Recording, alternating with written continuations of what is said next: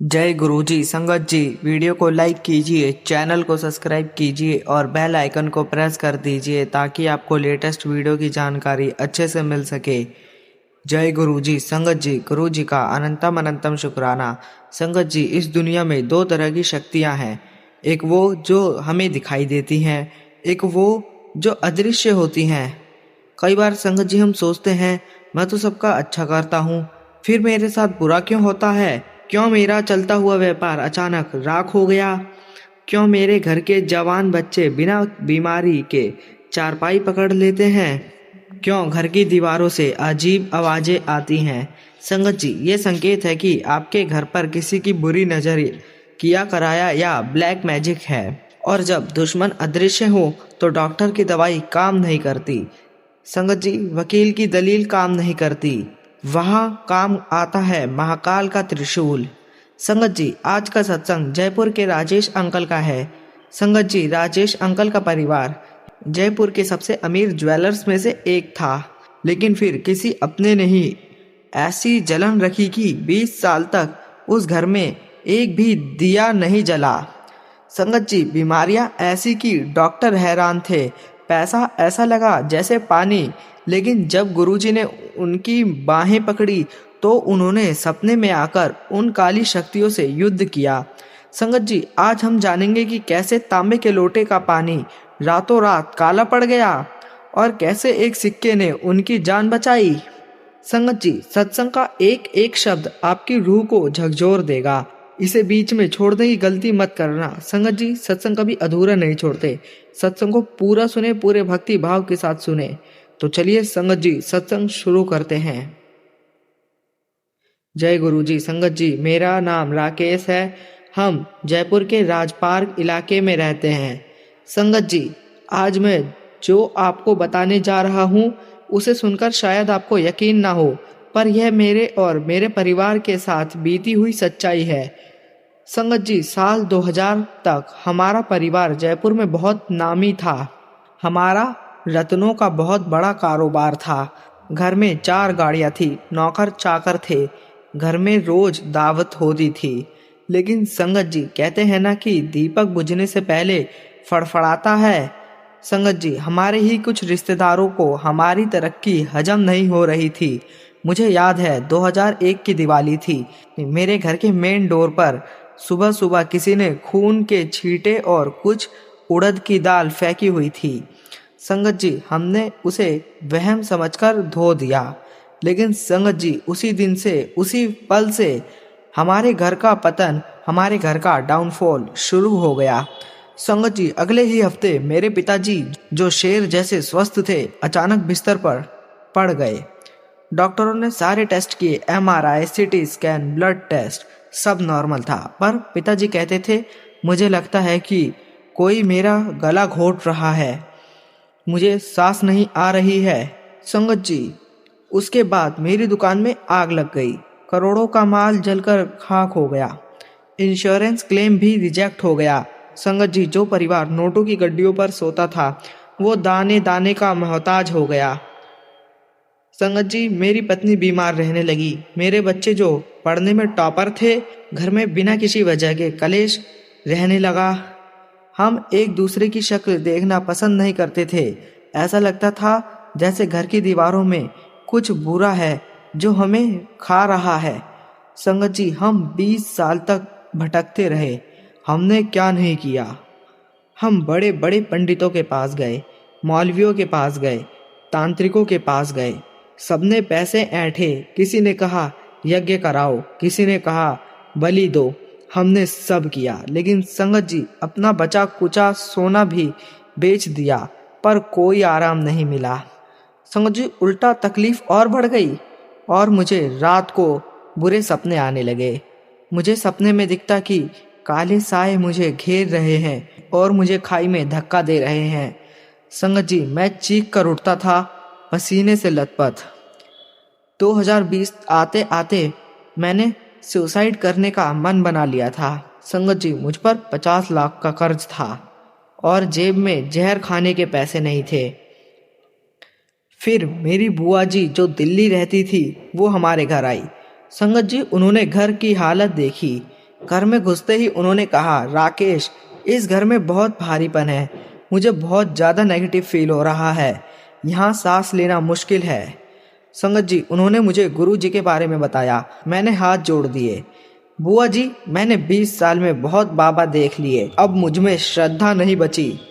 बुआ जी ने कहा, यह बाबा नहीं, यह महाशिव हैं।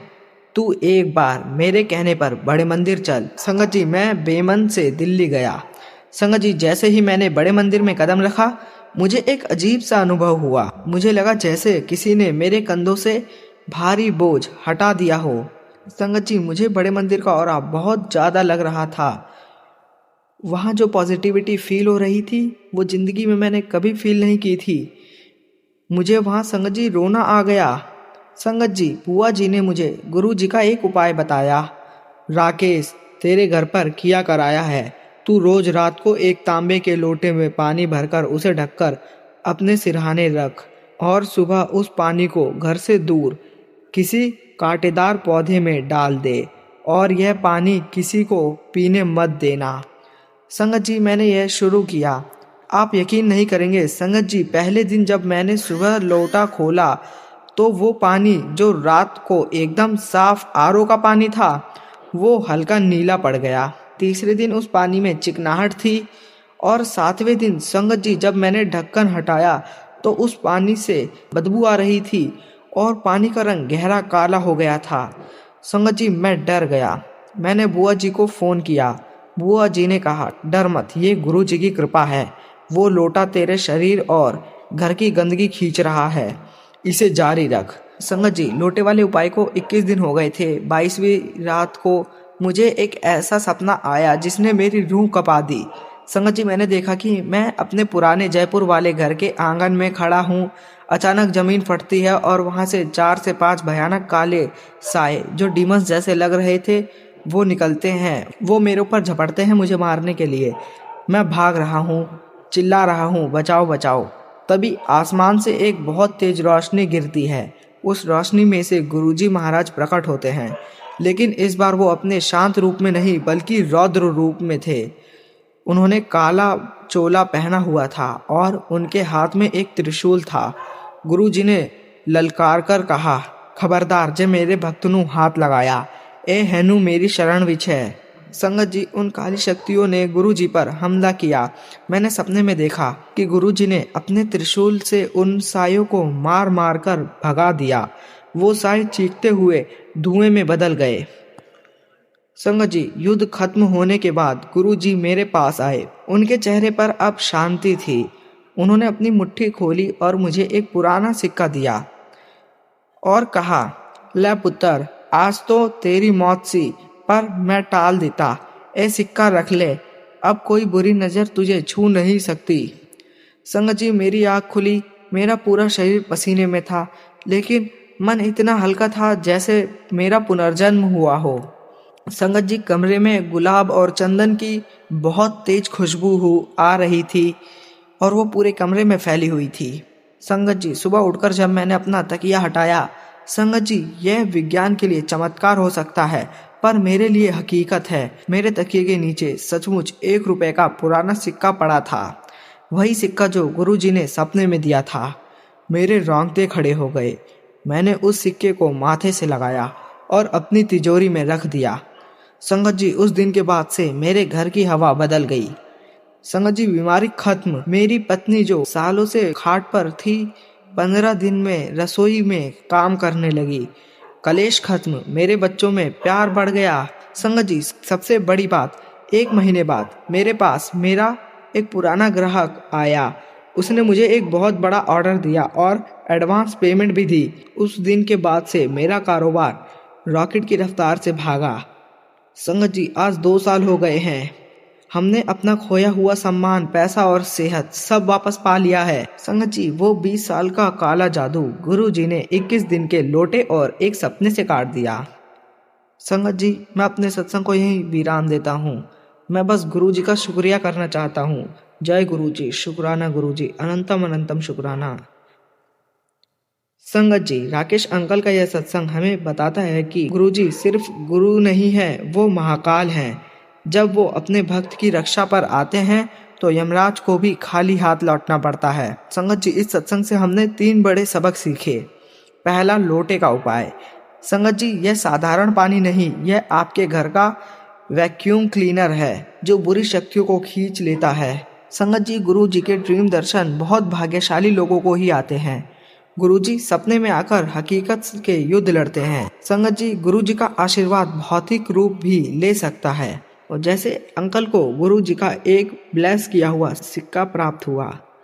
संगत जी, अगर आपको भी लगता है कि आपके घर में बरकत नहीं है या कोई अनजानी रोग है, तो आज ही तांबे के लोटे वाला उपाय शुरू करें और गुरुजी से अरदास करें। पूरी श्रद्धा रखें, गुरुजी मेरे घर के पहरेदार बन जाओ।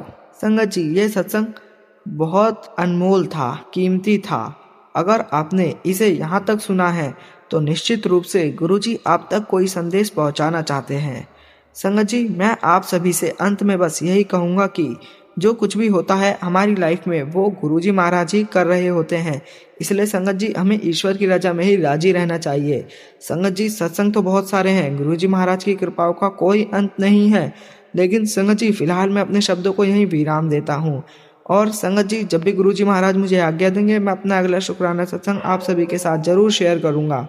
संगत जी, अगर सत्संग शेयर करते समय मुझसे कुछ भी गलती हो गई हो तो संगत जी मुझे क्षमा करना, गुरुजी महाराज मुझे क्षमा करना। संगत जी, कमेंट बॉक्स में गुरु जी का जयकारा गूंजना चाहिए। लिखिए, जय गुरुजी, जय महाकाल, मेरी रक्षा करो।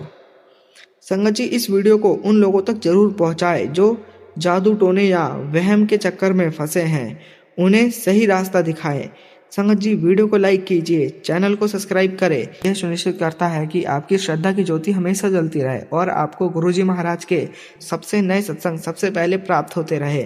आइए संगत जी, मिलकर उन महाशक्ति को नमन करते हैं।